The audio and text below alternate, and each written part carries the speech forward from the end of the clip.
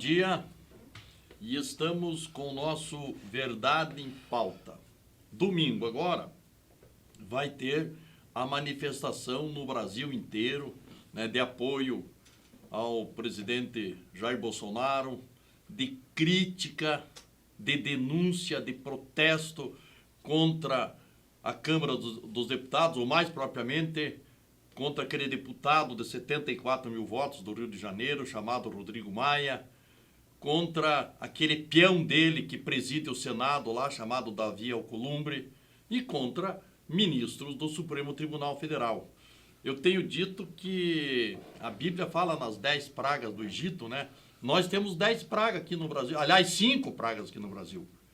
O Rodrigo Maia, o Davi Alcolumbre, o Dias Toffoli, o Ricardo Lewandowski e aquele outro famoso ministro lá que solta todo mundo, Gilmar Mendes. A pior praga. Né? Então, essas 5 pragas que atrapalham o Brasil. Né? O governo poderia estar avançando muito mais, não foram esses 5. Então, 5 indivíduos colocados em cargos importantes da República, atravancando o progresso do país. Por isso o povo vai para a rua. E é sobre esse assunto que nós vamos conversar aqui, então, com o empresário, produtor rural, presidente da Associação Comercial. Eu digo que a principal liderança civil de Ponta Grossa, é a principal liderança, porque não vamos dizer liderança militar, religiosa, o principal líder da nossa comunidade, que é o Douglas Taques Fonseca, que está na coordenação, mais uma vez, dessa manifestação que vai ter aqui em Ponta Grossa.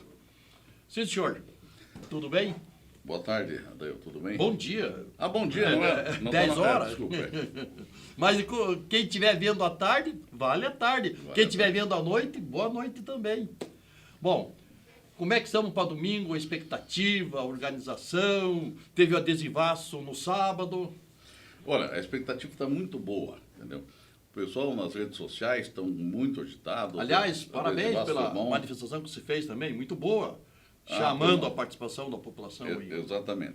Então, eu acho que está indo muito bem. Hoje, inclusive, às 6h30 da tarde, nós vamos ter mais uma reunião no Hotel IP ali na Carlos Cavalcante, lá embaixo, entendeu? 6h30 vai ter uma reunião lá do movimento, para acertar os ponteiros, dar um ajuste fino, entendeu? Uhum. Para a gente fazer um movimento muito bom. Já tive adesão dos motoristas também, já falei com o Edinho aí, que é o presidente aí o presidente aí das transportadoras, da associação deles, entende? E confirmou que vai levar bastante caminhões e tal, ele, o grupo dele. E também estamos atrás dos motoqueiros, talvez até os cavaleiros também e tal. Olha só, seria interessante. O pessoal da CTG aí, isso, né? mas o pessoal da CTG é mais difícil de articular assim de uma hora para outra, né? Sim. Lida com animal e coisa diferente do que coisa motorizada, né? Mas tudo bem, vamos tentar. Mas de qualquer maneira vai ser muito bom, tá? Uhum. E, na verdade, aqui o movimento realmente é mostrar a indignação nossa, da comunidade, em função de todas essas barbaridades que estão acontecendo no país. Né? Agora, eles querem fazer um parlamentarismo branco. Ou seja... Quer dizer, o Rodrigo Maia já está mandando. Pega aqueles 90 bilhões que era do governo, passa para eles distribuir esses 90 bilhões. Para eles distribuir, para eles dizer para onde vai. Pô, mas afinal, quem é o presidente? Entendeu? Então, quando tiver um parlamentarismo, aí tudo bem, mas não está. Hoje é presidencialismo. Como falou o general Heleno, né? Querem parlamentarismo, muda a Constituição. Isso. Nós votamos num presidente. Não votamos naquele cara que quer ser o primeiro-ministro, no caso, que teve 76 mil votos, contra um cara que teve 53 milhões de votos. O senador Oriovisto Guimarães pega e volta e meia, ele reclama. Escute, nós senadores aqui fizemos aí 2, 3 milhões de votos, agora nós estamos na mão daquele deputado de 74 mil votos, que segura os projetos, não deixa andar os projetos. Né? Olha, você falou no Oriovisto, e olha, nós estamos de parabéns com nós, os senadores. Os três. O Oriovisto, o Álvaro, né? O Álvaro, grande líder o lá. Arnes lá. E o Flávio Arnes. Então, pela primeira vez nós temos uma bancada exemplar. No Senado a nossa é exemplar, com certeza. No Senado a nossa está exemplar. Então, mas é como nós estávamos falando, então é um absurdo. Né? E as barbaridades que estão acontecendo, né? Então, nós estamos cansados de ver maracutaia, negociar. Perderam a vergonha na cara, Perderam a vergonha na cara. Perderam. Agora eles fazem de dia, qualquer hora do dia, da noite. E agora aquele cara lá que parece um bebê Johnson lá, isso, bebezão lá. Eu quero ser presidente, eu quero ser ministro. Com 76 mil votos. E o cara que tem 52, 3 milhões de votos... 58, 57, 800, quase 58 milhões. Vai ter que tem que comer na mão dele.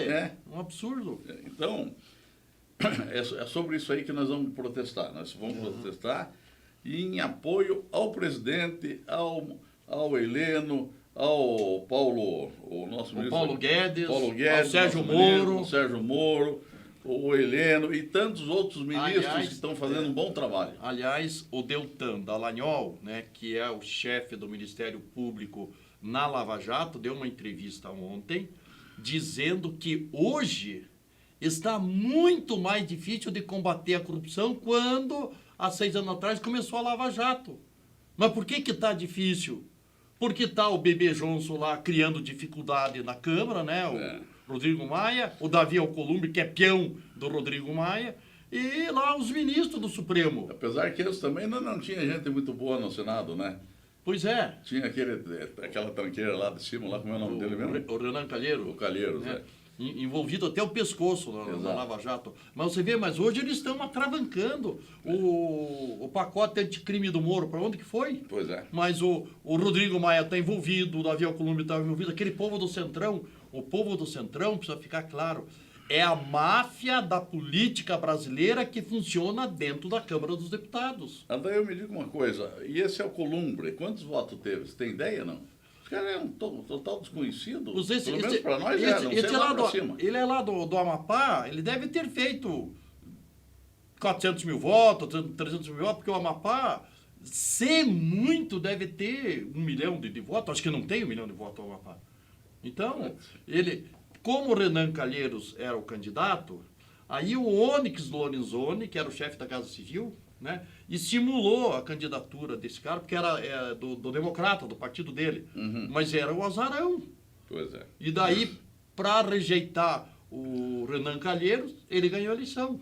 E hoje ele já quer ser contra o governo, mas foi o pessoal do governo que elegeu ele para presidente do Senado. Mas até vou ver depois, mas não tem mais do que 400 mil votos, para exagerar, 500 mil votos. Outro dia, falando com um amigo meu, que é do Democrata, e muito amigo meu, né, político, antigo, né, e aí falando na expectativa de alguns nomes novos aqui em Ponta Grossa, sair para candidato, né, que estão sem partido ainda. Não, tem que trazer para o Democrata, ainda não. Que Democrata, cara? Falei para ele.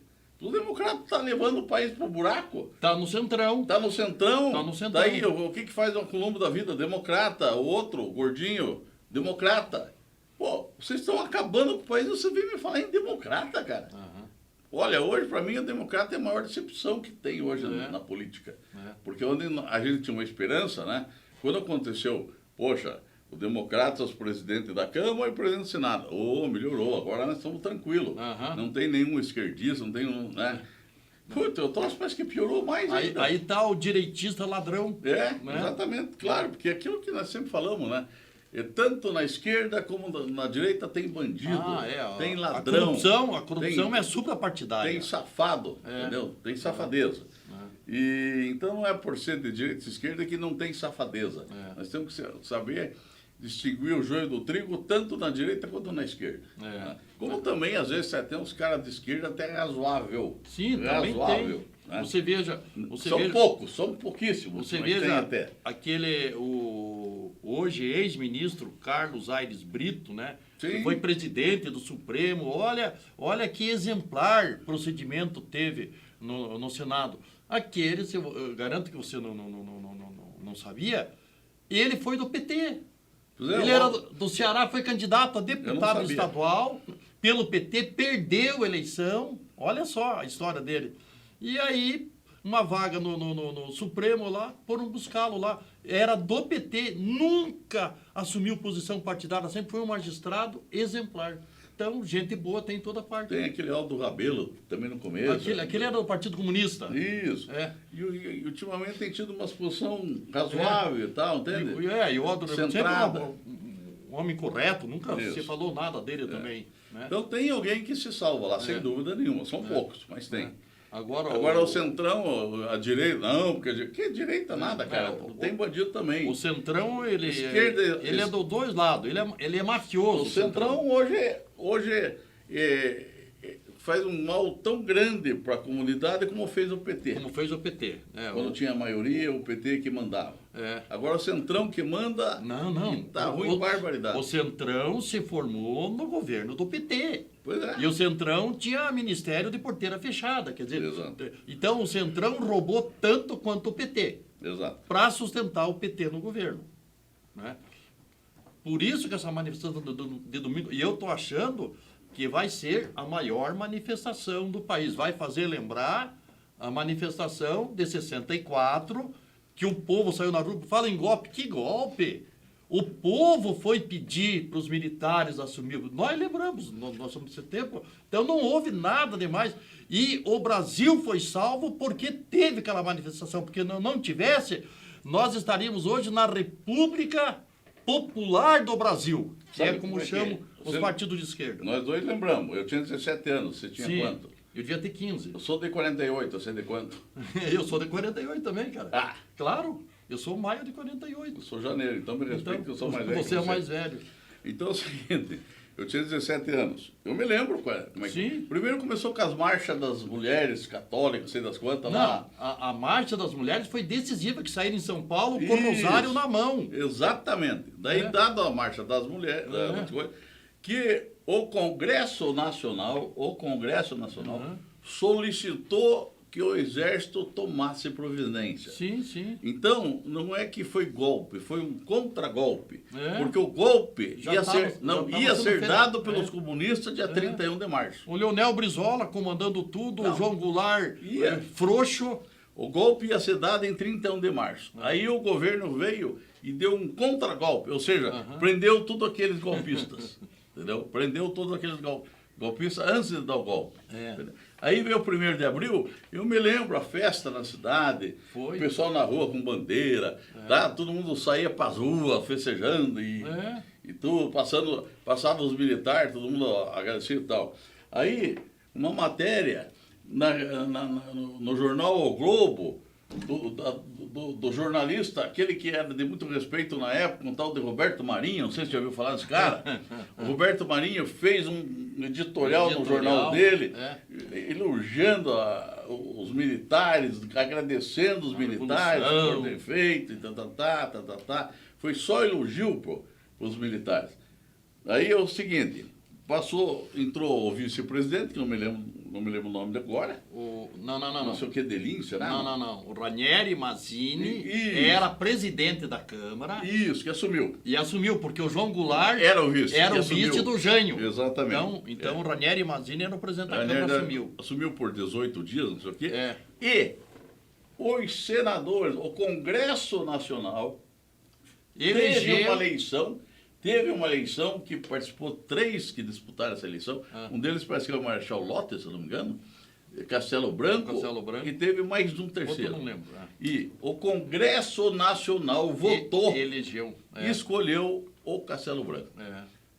Que golpe é esse? Que palhaçada. Entende? Mas, claro, hoje os esquerdistas que estão nas universidades, que escrevem as histórias e tal, ensinaram o pessoal todo mundo errado. E aí a gente pega essa rapaziada daquele tempo e conta essa história, eles ficam olhando pra gente e acham que nós estamos mentindo. Pô, não é assim. O professor me falou assim, quem é o professor teu? O professor foi um daqueles que fugiu do Brasil quando aconteceu o golpe, que era comunista. Então, a grande verdade é esta. Aliás, me falaram, eu não vou dizer o nome aqui para evitar confusão, não sei se faz ainda, mas fazia. Um professor na Universidade de Ponta Grossa aqui, entrava na sala de aula para dar aula com a bandeira do MST nas costas. Quer dizer, precisa dizer mais alguma coisa? Exato. É o cúmulo do excesso desse povo da esquerda que não tem limite. Né? Agora, toda essa campanha contra o Bolsonaro, estão falando de impeachment do Bolsonaro. O cidadão foi eleito com 58 milhões de votos. E essa gritaria da esquerda, porque ele chegou lá agora, como diz o Lula, ele está desmanchando tudo que nós fizemos. Mas, claro, tem que desmanchar. Eles só fizeram roubalheira. Né? Exatamente. Estão desmanchando a quadrilha. Então, eles precisam aprender a respeitar o que a urna revela. Exato. Eles perderam a eleição, pronto, se coloque no lugar do perdedor. Né? Bom, mas vamos falar da manifestação. Né? Haverá concentração, então, às 15 horas na praça. Às 15 horas aqui na Praça dos Polacos, né? Uhum. Aí a gente faz ali alguma coisa, junta o povo e aí desce pela avenida. Até lá embaixo. E lá vai ter o palanque lá. Hasteamento de bandeira, palanque, microfone aberto para quem quiser falar, aquela coisa de sempre. Né? Bom, essa manifestação, né, é preciso dizer para as pessoas, né, que é preciso que todo mundo vá. Dizer, não, eu vou ficar em casa, os outros vão. Não, os outros não. Cada um tem que fazer a sua parte. A gente não pode ser assim, tipo... não é bem cretino a ideia. Omisso. Né? Quantas vezes você postou bonito, né? Uhum. Assim, e cantou o hino nacional? Verás que um filho teu não foge à luta. Quantas vezes falou isso? E agora eles vão fugir à luta. Exatamente. Entendeu? Porque esse Afinal, é o momento... Ou você cantava o hino só por cantar, porque alguém inventou sem interpretar. Sem gostar de cantar contra a tua vontade. Agora, se você cantava o hino com vontade mesmo, acreditando naquilo... Civismo. Você tem que ir para a luta. Tem. Porque a nossa pátria amada, ela está ameaçada. Está ameaçada, exatamente. Eu sempre comento que o risco que nós estamos correndo hoje, ele é tão sério quanto o risco de 64. Porque olha a máfia que está lá na classe política. Eles estão, o general Heleno foi muito feliz, eles estão chantageando o governo, estão metendo a faca no pescoço do presidente. Eles perderam o respeito pelo Bolsonaro. Porque o Bolsonaro, por ter sido deputado 30 anos, 28 anos, ele quis respeitar o parlamento, então, o executivo, o legislativo e o judiciário. Ele quis respeitar, foi o grande erro dele, né? Porque ele teria que, eu vou respeitar o parlamento, mas ter montado uma equipe de líderes lá, o governo dele tinha que ter uma ação política diferente, mais eficiente, sabendo que ele estava lidando com um monte de bandido, pois ele estava lá. Né? Exato. Mas ele deixou por conta. Aí o Rodrigo Maia assumiu o comando do banditismo, da bandidagem lá. Foi o grande erro dele. Exatamente. Né? E isso nós temos que tentar acabar. Então é preciso que o povo agora saia na rua, para eles levarem um choque, porque eles estão com medo, né? Então aí, não viu? Foram falar com o Bolsonaro para ver se o Bolsonaro fazia um pronunciamento na televisão para não acontecer a manifestação. Veja só. E o Bolsonaro está dizendo, não, eu apoio. Né? Até ele falou, quem tem medo, sai da vida pública. Quem tem medo que o povo vá para a rua. Então, por isso, a manifestação que se fez nas redes sociais, muito interessante, de manifestar a indignação. E hoje o povo está indignado. Como é que te manifesta? Indo para a rua. Né? Todo mundo tem que ir para a rua para que, por exemplo, lá em Brasília, a concentração vai ser diante da Câmara dos Deputados. Nada mais acertado. A Câmara do lado do Senado e do outro lado o Palácio do Planalto. Porque daí, eles vendo o povo na rua, eles vão ter que ter uma postura diferente. Exatamente. Né? E é aquela história, né? O político só tem medo do povo. Porque o povo significa voto. Entende? E é ano de eleição. Então, eu acho que hoje nós nunca... o nosso povo nunca foi assim... Está com tanta responsabilidade na mão hoje. Sim. E o fato de ir para a rua. Você vê a barbaridade que está acontecendo na Argentina? Coitada da Argentina. A Argentina vai virar uma Venezuela. Vai. Entende? E era um país rico, organizado. Né? No tempo de antigamente, 60, ali, assim, para a Argentina era uma Europa, aquela coisa mais linda do mundo. Os prédios estão lá ainda e tal. Os esquerdistas acabaram com o país. E agora parece que o direito de propriedade acabou também, né? Diz que as fazendas tudo é do governo, tudo, não sabe disso? Aconteceu, já está acontecendo na Argentina. Vai virar uma Venezuela da vida. Veja só, né? E eu me lembro, a Venezuela, naquela época, tinha muito petróleo e coisa, tinha uma inveja danada da Venezuela. Mas Há 50 Venezuela, anos atrás, um que eu me grande lembro. país, rico para os petróleo. Exatamente. Tinha um país, em toda essa época, que tinha jazido de petróleo à vontade, chegar na situação que está, é só porque teve muita coisa errada. A Venezuela faz parte da OPEP, né? Os países produtores de petróleo lá do Oriente Médio. Exato. Então, era um grande produtor, exportador. Assumiu o que? Maluco lá, do Hugo Chávez. Exato. Fez o que fez do país, deixou um cara mais idiota do que ele. Exato. E tá aí o povo fugindo, perdendo tudo. Então, veja bem, não se trata assim, não o empresário quanto o pobre. Não. Muito pelo contrário. Os maiores bandidos do Brasil, hoje, foram os grandes empresários do Brasil, o Odebrecht, o AES e tantos outros que nós conhecemos, que se juntou com o PT, que são os outros bandidos. Então, dizer, não, mas eles eram de direita, então eles também são bandidos, sim. Claro, então não interessa agora direita, esquerda e coisa. O que interessa é o seguinte, o que interessa é a conduta da pessoa. O que interessa é apoiar o governo que foi eleito legitimamente. Exatamente. E o governo está cumprindo com as promessas de campanha, o que é coisa rara. Claro. Né? O presidente Jair Bolsonaro quer fazer as reformas, mas está com dificuldade, porque tem que comer na mão do Rodrigo Maia. O Rodrigo Maia que diz o que pode andar e o que não pode andar, mas isso é um absurdo. E quantas medidas boas esse governo já tomou, né? Deu um alívio a muitas coisas que estavam totalmente erradas, que hoje facilitou uma barbaridade. Pois é. Ninguém fala nada, né? Parece que é coisa corriqueira. Para onde foi uma palavrinha chamada corrupção, que fazia parte do dia a dia do Brasil? Para onde foi? Sumiu. Ninguém mais fala. Por quê? Porque o governo não rouba mais. Né? E o presidente diz que, de repente, claro, o governo é uma máquina muito grande, pode aparecer alguém. Mas se aparecer, ele vai pôr o ministro dele no pau de arara. Né? Claro. Né? Quantas obras estão sendo feitas, né? O Ministério da Integração, tal, a postura, né, moral do presidente, do vice-presidente. Então a palavra corrupção sumiu, só isso, mas olha só quanto isso não significa. Né? Não se pronuncia mais a palavra corrupção, porque o exemplo está vindo de cima. Né? E é por causa disso que vai acontecer a movimentação de domingo. Né? Com certeza. É muito importante. O momento é agora, nós temos que ir para não se arrepender mais tarde. Sim. Garanto que o pessoal da Venezuela podia ter mudado muito lá atrás. Mas foram aceitando. Não, mas por quê? Porque o Hugo Chávez, militar, coronel do Exército, ele cooptou os militares, tanto que os militares lá são mafiosos. A cúpula. Por isso que o povo não tem força, diferentemente do Brasil. E o salário dos militares lá também, ele deixou num nível que... São traficantes os generais lá. Por isso que o Guaidó não consegue furar o esquema, porque os militares são privilegiados, têm do bom e do melhor, altos salários, e são traficantes, são quadrilheiros.